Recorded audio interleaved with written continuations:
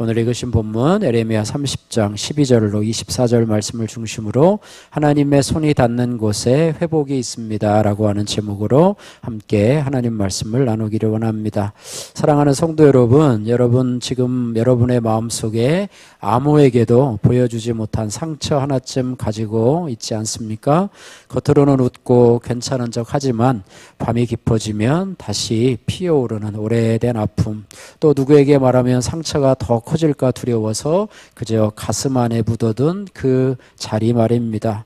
사람에게 말하면 오히려 오해를 받고 또 털어놓으면 더 아프고, 그래서 차라리 혼자 감추는 편이 낫겠다 생각하며 오늘도 조용히 품고 있는 그 상처가 아마 저와 여러분들에게 하나씩 있으리라 생각됩니다. 혹시 지금 이것만큼은 누구도 고칠 수 없다, 이 문제는 평생 해결되지 않을 것 같다, 그렇게 마음속에서 포기해버린 그런 부분이 있으십니까? 오늘 그런 분들이 오늘 이 말씀에 귀를 기울이시기를 바랍니다.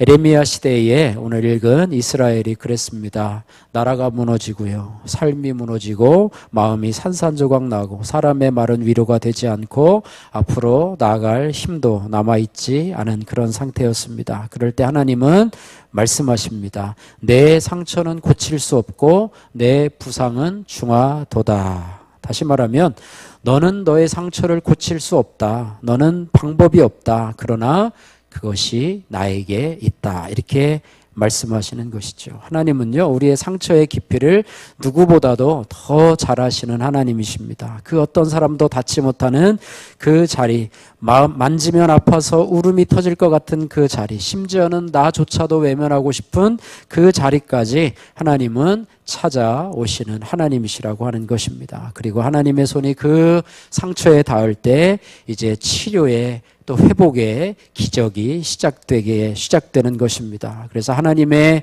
진단의 손이 상처를 드러내고 하나님의 회복의 손이 새살을 돋게 하며 하나님의 완성의 손이 끝까지 나를 붙들어 치료하시는 하나님이시라고 하는 것입니다. 오늘 본문의 말씀은 우리에게 이렇게 말씀하십니다.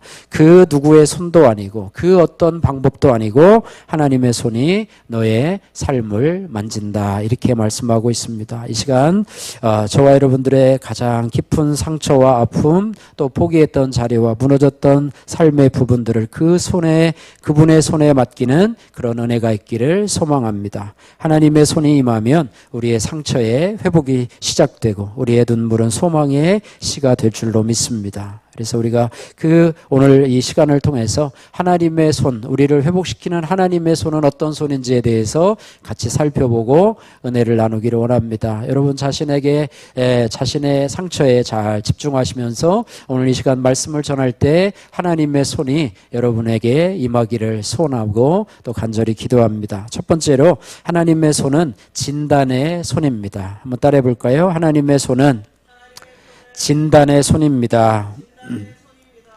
하나님의 손은 진단의 손이다. 오늘 12절에서 16절 말씀, 우리 관련 구절 같이 한번 읽어보도록 하겠습니다. 여호와께서 이와 같이 말씀하시니라. 내 상처는 고칠 수 없고 내 부상은 중하도다. 내 송사를 치리할 재판관도 없고 내 상처에는 약도 없고 처방도 없도다. 너를 사랑하던 자가 다 너를 잊고 찾지 아니하니 이는 내 악행이 많고 내 죄가 많기 때문에 나는 내 원수가 당할 고난을 내가 받게 하며 잔인한 징계를 내렸도다. 내가 어찌하여 내 상처 때문에 부르짖느냐? 내 고통이 심하도다. 내 악행이 많고 내 죄가 허다함으로 내가 이 일을 너에게 행하였느니라. 그러므로 너를 먹는 모든 자는 잡아 먹힐 것이며 내 모든 대적은 사로잡혀 갈 것이고 너에게서 탈취해 간 자는 탈취를 당할 것이며 너에게서 노략질한 모든 자는 노략물이 되리라. 아멘. 오늘 12절에 보니까 내 상처는 고칠 수 없고 내 부상은 중하도다 라고 얘기를 하면서 또 내 송사를 처리할 재판관도 없고 내 상처에는 약도 없고 처방도 없도다 라고 하시면서 하나님이 진단을 내려주시는 것입니다. 그래서 하나님은 이스라엘 백성들의 영혼이 죄와 불순종으로 인해서 이제는 불치의 병, 불치의 상처 상태에 있음을 선언하고 계십니다. 예, 그래서 내 상처는 고칠 수 없고라고 하는 그 부분에 이 아누시라고 하는 히브리 단어는 절망적이고 치유 불가능한 병을 의미합니다. 어쨌든 이것은 하나님께서 백성의 상태를 어떻게 진단하시느냐, 영혼의 부패로 보셨음을 의미하고 있습니다. 다시 말하면 인간적인 방법으로는 도저히 복구가 불가능한 상태, 인간적인 그런 방법으로는 도저히 치료가 불가능한 상태라고 진단을 하고 계신 것입니다. 유다는요, 나름대로 인간적인 방법을 써서 동맹인 애국과, 강대국인 애국과의 동맹을 통해서 살아보려고 했지만 정치와 군사력, 인간의 계획으로는 아무런 도움도 받지 못했었습니다. 결국 그들의 상처는 더 깊어졌고 하나님은 이 땅의 위기와 절망이 단순히 환경 때문이 아니라 죄로 인한 영적 분개임을 말씀하고 있습니다. 에레미야 8장 22절에 길르앗에는 유향이 없느냐라고 묻습니다. 길르앗 유향은요, 당시의 최고의 약이었어요. 그러나 죄와 영적 타락은 세상의 가장 좋은 약으로도 해결되지 않는다 말씀하고 있습니다. 예, 그래서 성경은요, 이 죄를 단순한 도덕적 잘못이나 윤리적 실수로 보지 않아요. 죄는 본질적인 부분을 건드리는데요, 하나님과의 관계의 단절, 또 파괴, 즉 하나님과의 언약적 관계의 붕괴로 모사되기 때문에 죄는 반드시 상처를 남기고 그 상처는 하나님의 손길 없이는 절대 치유될 수가 없다라고 하는 것입니다. 그러므로 죄가 있는 한 진정한 치유와 평안이 있을 수 없다는 것을 우리가 기억해야 할 것입니다. 그래서 죄라고 하는 것은 여러 가지 정의가 있지만은 죄는요, 하나님과의 관계가 파괴된 것을 죄라 이렇게 말하고 있습니다. 그래서 죄는 하나님이 우리를 멀리하신 것이 아니라 우리 죄로 인해서 하나님과의 사이에 벽을 세운 것이고, 그래서 하나님과의 관계가 끊어지면 우리 안에 평안도 사라지고 치유도 멀어진다고 하는 것이고요. 또 이 죄는요, 우리의 마음을 병들게 하고 우리의 영혼을 병들게 한다고 하는 것이지요. 그래서 다윗이요, 죄를 숨기고 있을 때 그 자신의 몸과 마음과 영혼 정체가 병들어갔다고 시편 32편에 고백을 하게 되는데요. 어쨌든 죄의 영향은 단순히 도덕적인 어떤 죄책감뿐이 아니라 전인격적인 고통임을 보게 된다고 하는 것입니다. 그래서 죄는 우리의 평안을 빼앗아 가고요. 죄는 내면에 우리 안에 어떤 불안감, 어떤 관계의 갈등, 영적 어두움을 만들어낸다고 하는 것입니다. 그리고 그 죄는요, 반드시 어떻게 끊어내야 되냐면 고백을 통해서 끊어내야 된다라고 하는 것입니다. 예, 요한일서 1장 9절 우리가 잘 아는 말씀이죠. 만일 우리가 우리 죄를 자백하면 그는 미쁘시고 이로사 우리 죄를 사하시며 우리를 모든 불의에서 깨끗하게 하실 것이요, 이렇게 말하고 있습니다. 죄의 문제를 어떻게 해결할 것인가? 죄의 문제는 회피하거나 또 자기 합리화를 한다고 되는 것이 아니라 우리가 하나님 앞에 자신의 죄를 고백하고 주님께 돌아옴으로 인해서 이것을 해결할 수 있다, 이렇게 된다고 하는 거예요. 그래서 죄가 드러나는 순간 하나님의 손이 닿을 길이 열리고 그때부터 치유가 시작된다. 그래서 은혜는 나의 상처를 인정하는 데부터 시작된다. 여러분 꽁꽁 숨겨놓지 말고 또 자기와 합리함으로 괜찮다, 시간이 지나면 괜찮을 거야, 이렇게 하면서 자기 스스로를 위로하지 말고 말씀이 여러분에게 올 때, 은혜가 여러분들에게 임할 때 여러분이 주님 앞에 그 죄를 드러내는 그런 것이 바로 은혜라는 것입니다. 그래서 인간의 손, 인간의 방법을 내려놓고 하나님의 손을 기다리는 순간 치유가 시작된다는 것입니다. 성경은요, 이 하나님의 진단의 손이 어떻게 작동하는지를 여러 곳에서 보여주고 있습니다. 여러분 질병을 알아보신 분들은 알겠지만은요, 진단이 얼마나 중요한지를 알게 됩니다. 저도 벌써 당뇨를 앓은 지가 벌써 몇 년이니까 벌써 한 15년이 되고요. 또 당뇨약을 먹고 또 2달에 한 번씩 또 당뇨약을 타서 매일 아침에 한 번씩 먹고 또 한 달에 6개월에 한 번씩 이렇게 또 피 검사를 통해서 또 그 장뇨가 잘 진단되었는지를 보게 되는데요. 제가 그때 그 박사학위 그 과정을 공부하면서 참 면역성이 많이 떨어졌던 것 같아요. 예, 여러분도 아시죠? 충신대학 도서관에 월요일 날 가서 금요일 날까지 있었고 수요일 날은 또 수요예배 인도하러 여기 왔다가 또 서울을 다시 올라가고 생활이 어땠냐면요. 아침에 6시에 이제 도서관에 출근을 해요. 그러다가 밤 거의 11시까지 학교에서 아침 먹고 점심 먹고 저녁 먹고 이렇게 하고 찜질방에 가서 또 잠깐 쉬고 이렇게 해서 이렇게 한 달 반을 하다 보니까요. 뭐 목표는 보이고 했었는데 아마 면역성이 떨어졌나 봐요. 그래서 어느 날 이제 또 월요일 날 올라가는데 너무 힘든 거예요. 너무 힘들고 어려워서 그날 이제 올라가서 이제 목사님 저 포함해서 이제 목사님 세 분이 이제 그 논문을 준비하고 있었는데 이번 주는 도저히 안 되겠다고 내가 내려가야 될 것 같다고 그래가지고 말하고서 그날 내려왔는데요. 당뇨를 찾지 못했어요. 당뇨를 찾지 못하고 그냥 쓰러졌는데 눈이 너무 안 좋고 또 뭐 비뇨기과도 너무 안 좋고 그래가지고 뭐 안과를 찾아다니기도 하고 또 비뇨기과를 찾아다니기도 하고 그러다가 한 3개월 4개월 후에 우연히 알게 되어서 이제 당뇨를 혹시 당뇨인가 보라 그래서 이렇게 해서 찾게 되었는데요. 그만큼요 병을 치료하기 위해서 진단이 중요하다는 것을 알죠. 일단 진단만 되면 병의 치료는 일사천리로 진행된다고 하는 것인데요. 그렇게 해서 이제 약을 먹고 이렇게 하니까 당뇨 수치도 뭐 200 중반이 넘었던 게 이제 금방 떨어지고 이렇게 해서 이제 회복이 되고 지금은 이제 가장 낮은 수준만 이렇게 유지하고 있는데요.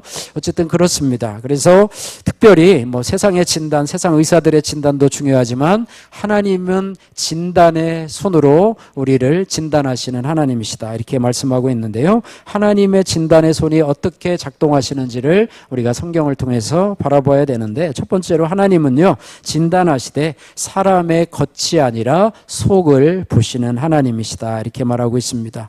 우리가 잘 아는 구절이죠. 사무엘상 16장 7절에 여호와께서는 사람은 외모를 보거니와 나 여호와는 어디를 보신다고요? 중심을 보느니라. 이렇게 말하고 있습니다. 하나님의 진단은 인간의 눈처럼 상처만 보고 겉으로 드러난 표면만 보는 것이 아니고요.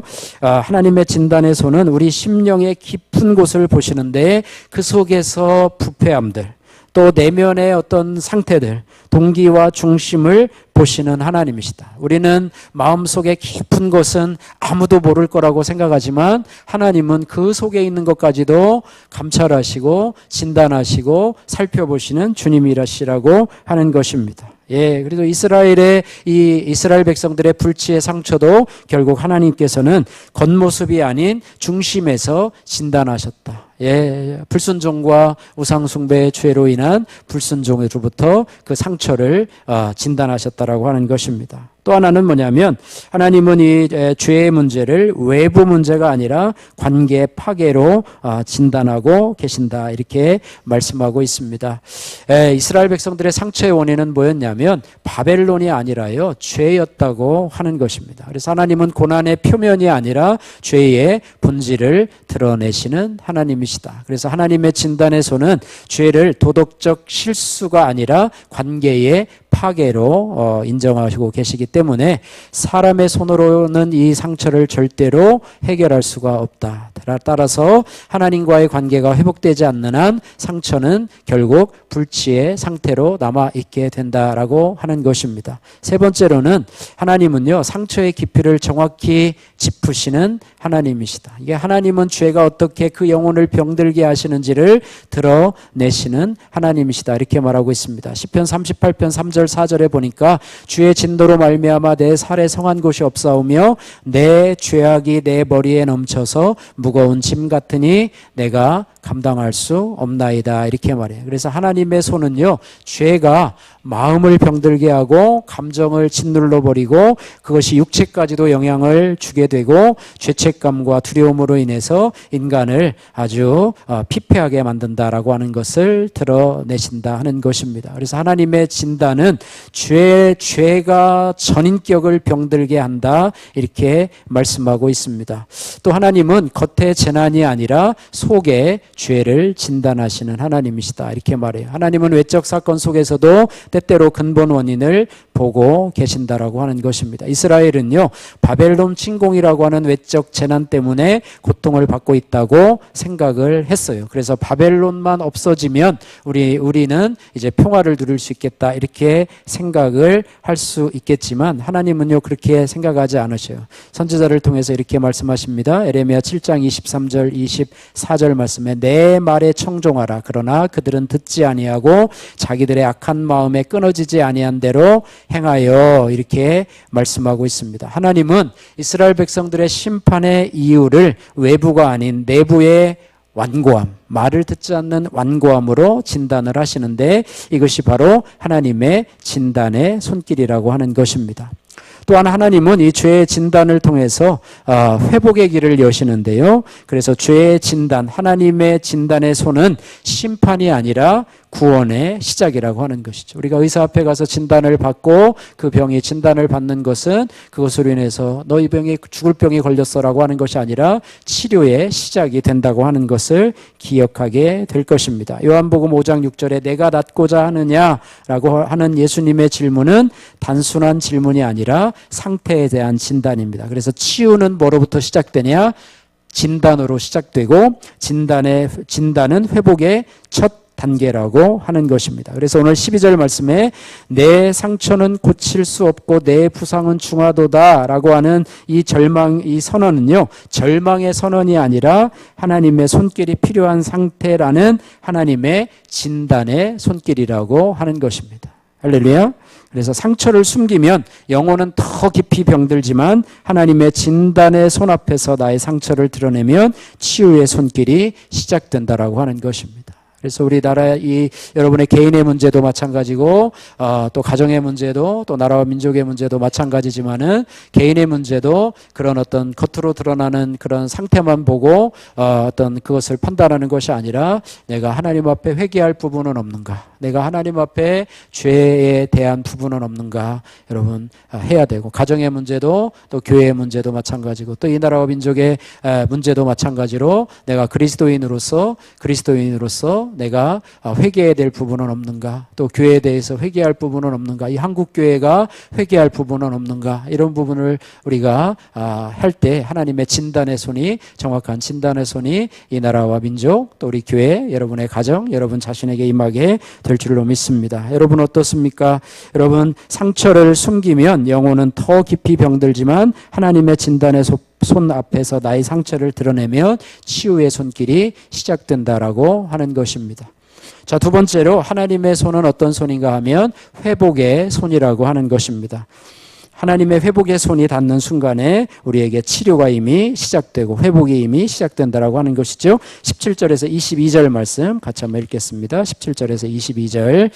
여호와의 말씀이니라 그들이 쫓겨난 자라 하매 시온을 찾는 자가 없은즉 내가 너의 상처로부터 새살이 돋아나게 하여 너를 고쳐주리라. 여호와께서 말씀하시니라 보라 내가 야곱 장막의 포로들을 돌아오게 할 것이고 그 거처들의 사랑을 베풀 것이라. 성읍은 건축될 것이요 그 보루는 규정에 따라 사람이 살게 되리라. 그들에게서 감사하는 소리가 나오고 즐거워하는 자들의 소리가 나오리라.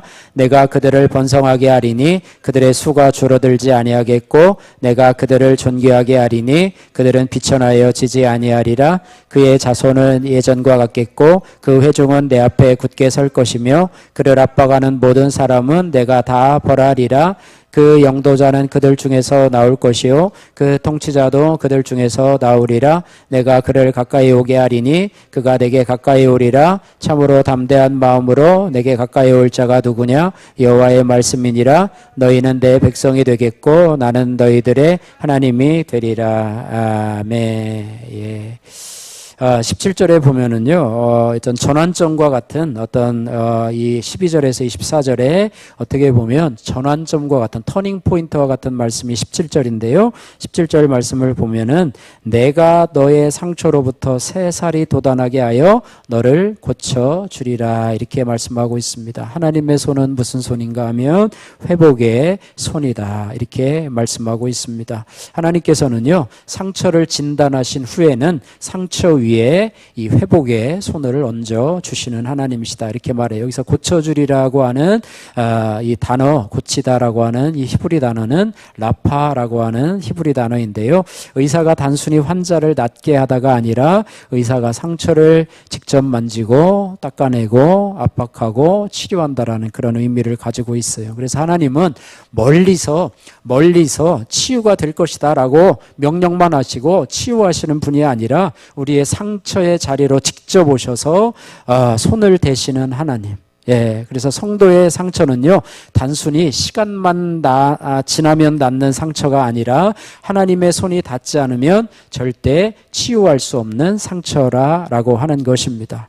이 라파라고 하는 단어는요, 언제나 그 주체가 하나님에게만 사용되는 동사예요. 그러니까 하나님이 고치신다, 하나님이 치료하신다 이 부분이에요. 그래서 출애굽기 15장 26절에 하나님을 호칭하는 명칭 중에 하나가 나는 너희를 치료하는 하나님이라. 그럴 때 뭐라고 그러죠? 여호와 라파의 하나님 이렇게 말씀을 하게 합니다. 예, 그래서 치료하시는 하나님인데요. 치료 과정 속에서 특별히 오늘 17절 말씀에 보면은 내가 너의 상처로부터 어떻게 한다고 해요? 새 살이 돋아나게 하여 이렇게 말해요. 여러분 아마 치료 받으시면서 아마 새 살이 돋아나는 그런 경험을 하신 분들도 있으리라고 생각이 됩니다. 도저히 나을 것처럼 보이지 않을 그런 상처가 이제는 치유가 돼서 새 살이 돋아나고 원래의 살과 같이 어린아이의 피부처럼 이렇게 이제 회복이 되는 그런 경험을 하실 텐데요. 하나님의 이 치유가 임하면 새 살이 돋아나게 한다. 그래서 그 상처를 단순히 봉합만 하는 것이 아니라 새로운 생명의 회복됨을 의미하고 있는 것이죠. 그래서 히브리어로 새 살이 돋게 난다라고 하는 표현은요, 치유의 과정 안에서 새로운 조직이 생겨나는 것을 의미하고 있습니다. 이것은 아주 참 중요한 표현인데요.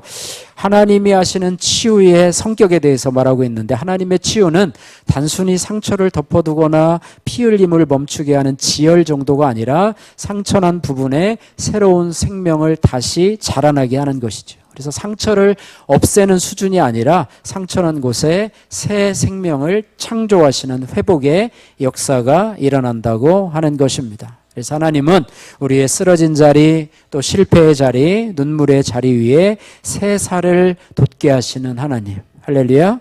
예, 새 살은 뭐냐? 새로운 시작, 새로운 소망, 새로운 은혜가 된다라고 하는 것입니다. 그래서 하나님은 멀리서 지시하시는 분이 아니라 상처 위에 손을 얹으시고 고쳐주시는 하나님. 하나님은요, 하나님의 치유는요, 이 라파, 치유하다라는 단어도 있지만은요, 또 하나, 라파와 같이 사용되는 단어 하나 중에 하나가, 하바시라고 하는 단어인데요. 이 단어는 싸메다라고 하는 단어입니다. 그래서 이 두 단어가 라파란 단어와 함께 하바시라고 하는 단어가, 함께 자주 사용되게 되는데요. 예를 들면 시편 147편 3절 말씀에 그가 상심한 자를 고치시며 라파라고 하죠. 그의 상처를 싸매시는도다 하바시 라는 단어가 쓰입니다. 그래서 하나님의 치유는 라파로 시작되어서 하바시로 결론이 되어지는 그렇게 치유의 순서로 치유의 개념을 확장하게 되는데요.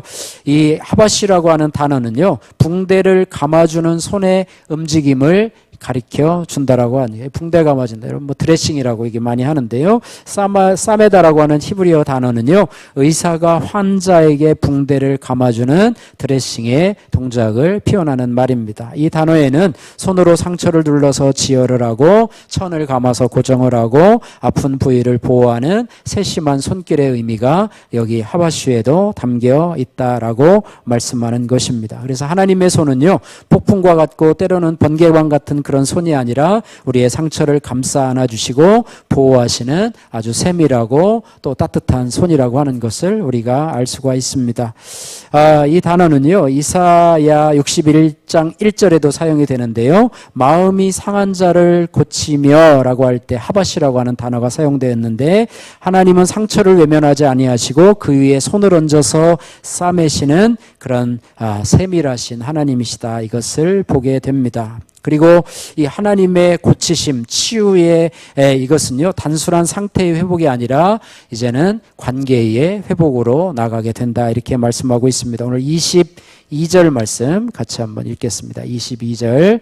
너희는 내 백성이 되겠고 나는 너희들의 하나님이 되리라. 아멘. 예, 너희는 내 백성이 되겠고 나는 너희들의 하나님이 됨이라. 그래서 이 상처의 회복은요, 단순한 외적 회복이 아니고 육체의 치유가 아니라 바벨론 포로라고 하는 관계의 심판에서의 회복을 의미하게 되는 것입니다. 그래서 치유의 절정이 오늘 22절에 나타나는데, 그것이 바로 너희는 내 백성이 되겠고 나는 너희들의 하나님이 되리라. 그러니까 라파, 치유의 절정은 곧 하나님과의 관계 회복이 된다라고 하는 것입니다. 어떤 분들은 교회에 병들어서 교회 가서 예배 참석하고 기도하면 내 병이 좀 낫지 않을까, 병원에서도 잘 못 고치는데 하나님 병을 낫게 할까 생각하는데, 여기에는 두 부류의 사람이 있습니다. 교회에 와서 병 고침을 얻으려는 목적으로 왔다가 하나님을 만나고 하나님의 자녀로 살아가는 사람이 있는 반면에, 교회에 와서 병 고치려고 왔다가 병 고치뿐만 아니라 여러 가지 다른 목적이 있겠죠. 사업의 목적으로, 또 친구를 사귀려는 목적으로, 여러 가지 친교의 목적으로 왔다가도 하나님을 만나고 간다면 그것이 진정으로 치유가 되는 경험인데, 그렇지 못하고 그냥 돌아간다고 하면, 하나님을 만나지 못하고 그냥 돌아간다고 하면 그는 진정한 치유를 경험하지 못한 것이라고 하는 것입니다. 그래서 에레미야 조금 아까 살펴봤던 17절의 라파는요, 상처의 치유, 그 다음에 회복, 그 다음에 언약 관계의 회복으로 자연스럽게 연결되게 되는데요. 그렇게 해서 우리가 예배가 회복이 되고 공동체가 세워지고 기쁨이 회복되는 그런 역사들이 우리에게 일어나게 된다라고 하는 사실입니다. 그래서 19절 보면은요, 그들에게서 감사하는 소리가 나오고 즐거워하는 자들의 소리가 나오리라. 내가 그들을 번성케 하리니 그들의 수가 줄어들지 아니하겠고 내가 그들을 존귀하게 하리니 그들은 비천하여 지지 아니하리라. 이렇게 말하고 있습니다. 그래서 치유는 개인의 치유뿐만 아니라 공동체의 치유까지도 포함하는 그런 말이라고 하는 것입니다. 그래서 라파는요, 무너진 마음을 일으킬 뿐만 아니라 상처난 영혼을 붙드시고 깨어진 공동체를 다시 세우고 무엇보다도 하나님과의 언약 관계를 회복시키는 것까지 포함됩니다. 저희 교회도 참 위기의 순간들이 있었던 것 여러분 아시죠? 처음부터 교회에 다니셨던 분들은 아마 알게 될 터인데, 교회의 어떤 공동체원들의 어려움들이 있어가지고 여러분들이 교회를 나가고 또 교회 성전의 이전에 대한 문제들도 또 이제 어려움들 속에서 깨어진 그 관계 가운데서 우리 교회도 아마 하나님의 이 라파의 은혜가 임하지 않았나 싶습니다. 예, 지금은 하나님의 라파의 은혜가 임해서 비록 큰 부흥은 이루지 못했지만 하나님께서 이러한 교회 건물을 허락하시고 또 예배 공동체에 우리 성도들을 허락하여 주셔서 하나님께서 새살이 돋도록 임하신 하나님의 은혜가 임하게 된다는 것입니다. 여러분의 가정에도 여러분의 개인에도 그런 은혜가 있어서요, 여러분의 상처에 주님의 손이 만져주셔서 새살이 돋고 또 여러분의 가정도 회복이 되고 또 여러분의 관계도 회복이 되는, 하나님과의 관계도 회복이 되는 그런 하나님의 치유의 손, 라파의 은혜가 있기를 주님의 이름으로 축복합니다. 이 하나님의 라파의 회복의 손은요, 예수님의 손으로 나타나서 이제 신약의 완성이 되게 되는데요. 예수님께서 이 땅에 오셔서 치유 사역을 하시잖아요. 그죠? 치유 사역을 하시고 또 제자 훈련을 하시고 이렇게 하시는데요. 상처난 자들을 직접 손으로 만져서 고쳐 주셨다라고 하는 것입니다. 어떤 때는 진흙을 이겨가지고 침을 뱉어가지고 진흙을 이겨서 그 눈에 바르면서 치유해 주시는 경우도 있었고, 또 안수하시면서 그 아픈 부위에 또 상처난 부위에 고름이 찬 부위에 손을 얹어서 치유하시는 그런 경우도 있었어요. 거기에는 나병 환자도 있었고요, 중풍 환자도 있었고, 맹인들 수 있었고, 또 귀신 들리는 자도 있었습니다. 예수님께서 이 땅에 오셔서 우아하게 사역을 감당하시고 그냥 강의만 하시고 강의료만 받아서 하나님 나라를 정하는 분으로 우아하게 사역하신 것이 아니라 낮은 자들, 병든 자들, 이런 자들을 찾아가셔서 직접 그 상처에 손을 얹으시며 여호와 라파의 이런 하나님의 치유의 손을 직접 현실의 삶 속에 적용시킨 그런 분이 바로 예수님이신데요. 그래서 예수님의 손길은 모든 깊은 좋은 관계의 치유 회복이었고 또 예수님의 치유와 회복을 받은 자들이 결국 예수님을 믿고 하나님과 좋은 관계 속으로 나가게 되었다라고 하는 것이에요. 그래서 예수님의 손은 상처를 어루만지는 손이었고 죄를 사하시는 손이었고 하나님과의 관계를 회복시키는 손이었고 생명을 일으키는 손이었다 이렇게 말씀하고 있어요. 그래서 하나님이 약속하신 오늘 본문의 라파의 손길은 신약에서 예수 그리스도의 손으로 완성되었다 이렇게 말씀하고 있습니다. 바라기는 저와 여러분들이 오늘 내 상처에 주님의 손이 닿도록 여러분 허용하시기를 바랍니다. 할렐루야. 환자가 의사가 손을 대려고 하는데 거부한다거나 안 됩니다. 아파서 안 됩니다라고 하는 것이 아니라 우리 주님의 손이 우리의 상처에 닿도록 허용하시고 그 손길이 우리의 상처에 닿는 순간 회복은 이미 시작되었다라고 하는 것입니다. 여러분 상처가 있을 때 여러분 두려워하지 마시고요. 주님 앞에 나와서 그 상처를 주님 앞에 노출시키기를 바랍니다. 하나님 앞에 여러분 속에 깊은 것, 여러분만 아는 그 상처, 남에게 얘기하면 오히려 골마서 오히려 상처가 되지만 그러나 하나님 앞에 얘기하면 하나님의 치유의 손이 여러분의 상처를 어루만져 주시고 여호와 라파의 손으로 여러분들을 치유의 시작이 이루어지게 될 줄로 믿습니다. 세 번째로 하나님의 손은 어떤 손인가 하면 완성의 손이다. 한번 따라해 보세요. 하나님의 손은 완성의 손입니다. 할렐루야.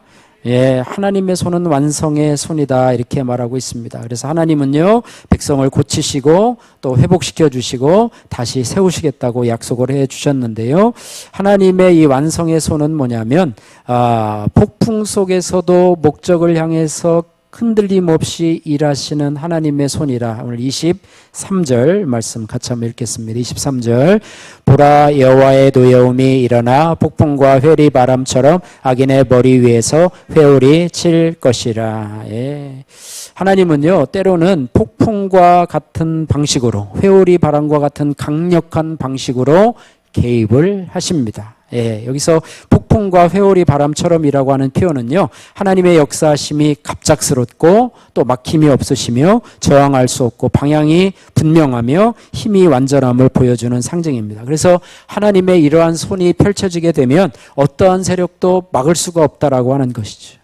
뭐 쓰나미가 온다든지 아니면 뭐 허리케인, 미국의 허리케인이 와가지고 막 다 휩쓸어가는 그런 경우를 여러분 보셨잖아요. 우리나라 태풍도 마찬가지긴 하지만은요. 어쨌든 폭풍과 같은 그런 상황 속에서도 하나님의 손은 정해진 목적을 향해서 움직인다라고 하는 사실을 우리에게 말씀하고 있습니다. 그래서 이스라엘에게도요 바벨론의 침략이 폭풍처럼 회리바람처럼 느꼈을 수도 있어요. 그러나 그 폭풍조차도 하나님의 손 아래에 있는 역사라고 하는 것이라고 하는 것이죠. 또 하나님의 완성의 손은 어떤 손인가 하면 오늘 24절의 말씀에 보니까 시작하신 일을 반드시 끝까지 이루시는 손이라 말씀하고 있습니다. 오늘 24절 같이 한번 읽겠습니다.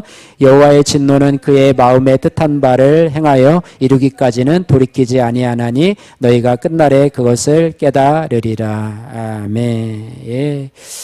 이 말씀은 뭐냐면 하나님이 어떤 일을 말씀하시고 시작하셨다면 반드시 끝까지 이룬다라고 하는 선언이라고 하는 것입니다.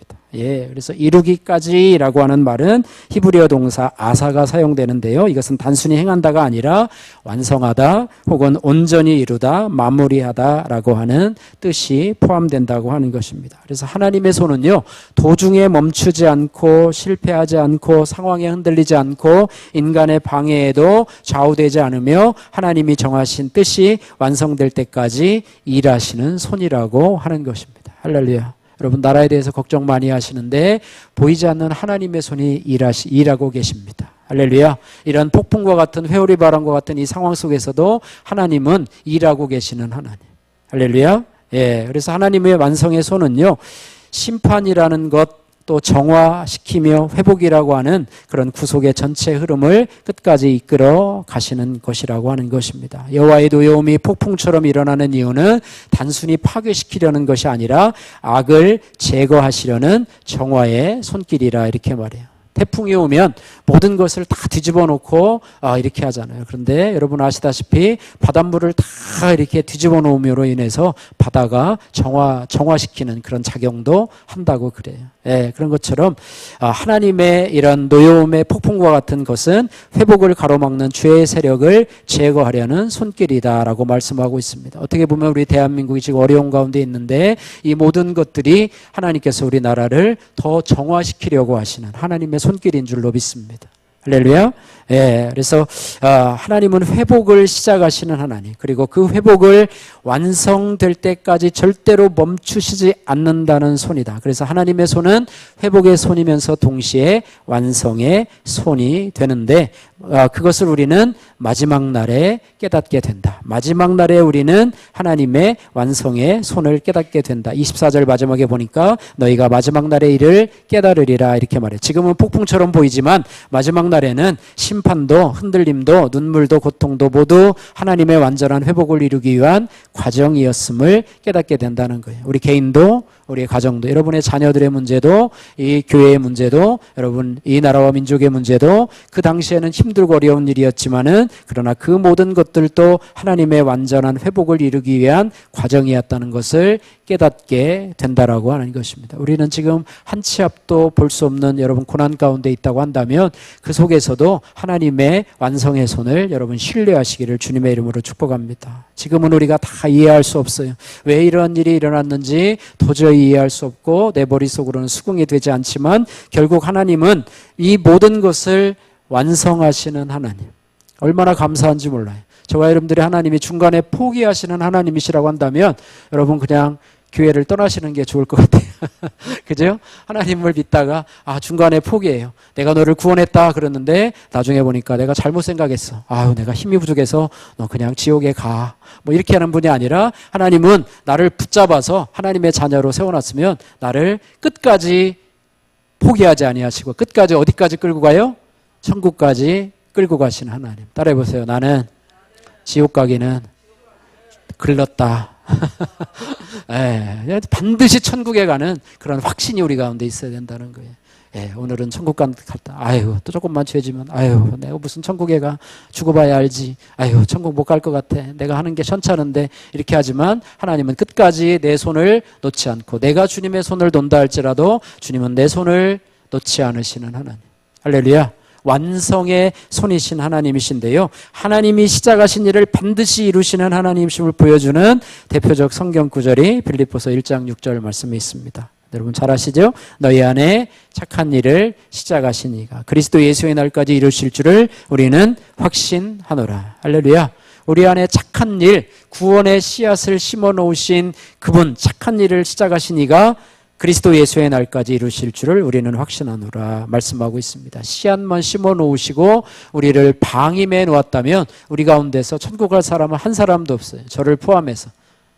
아무리 믿음이 좋아도 혼자의 힘으로는 갈 수가 없습니다. 그런데 어떻게 한다고요? 너희 안에서 착한 일을 시작하신 이분이 주어지요 그리스도의 날까지 이루실 줄을. 뭐를 이루겠습니까? 하나님의 선한 뜻, 구원을 이루실 줄을 우리가 확신하노라 말씀하고 있습니다. 그래서 하나님은 회복을 시작하시는 분이실 뿐만 아니라 그 회복을 시작하신 일을 끝까지 완전히 이루시는 분이라고 하는 사실을 선포하고 있으시며 하나님의 손은 미완성으로 끝나지 않고 완성으로 나가는 손임을 분명하게 보여주고 있습니다. 하나님의 손은 폭풍 속에서도 변함없이 일하시고 그분이 뜻하신 회복을 온전히 이루기까지 절대로 멈추지 아니하시는 완성의 손임을 여러분 믿으시기를 바랍니다. 여러분 어떠십니까? 여러분 지금 여러분의 상황이 멈춰 있는 것 같아 보이십니까? 그럼에도 불구하고 하나님의 보이지 않는 손이 여러분 가운데 일하고 계심을 믿으시기를 바랍니다. 여러분의 가정 가운데도 일하고 계시고